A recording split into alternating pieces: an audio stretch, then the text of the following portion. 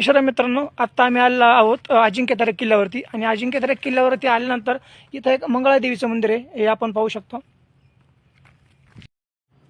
हे पाहू शकता, हे आहे मंदिर. आणि ह्या ज्या मंदिराला अजिंक्यतारा किल्ल्याची किल्लेदार म्हणून ओळखतात.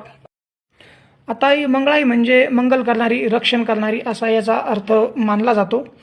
तर पूर्वीच्या काळी जे इथं जे लोक होते, ते मोहीम, युद्धभूमी असेल किंवा कोणतेही महत्त्वाचे काम असेल ते करण्यासाठी सर्वप्रथम मंदिरात देवीचे दर्शन घेऊनच मग कार्याला सुरुवात करत होते.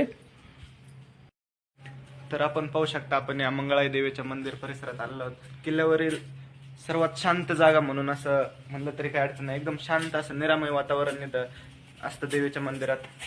आणि आणखीन या ठिकाणचे जे लोक आहेत, ते समजा एखादं लग्न समारंभ घरात असेल किंवा घरात काही पूजाविधी असेल तर आत्तासुद्धा ते या देवीचं दर्शन घेऊनच त्या कार्याला सुरुवात करतात.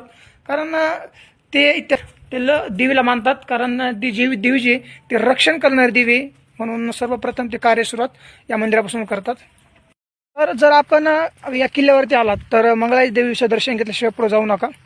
आम्ही आता दर्शन घेतलेलं आहे आणि आता आम्ही चाललो आहोत जिथून आपण आलतो आपली गाडीला होती तिथं. कारण आता दर्शन झालेलं आहे आमचं आणि आम्ही आता रिटर्न चाललो आहेत.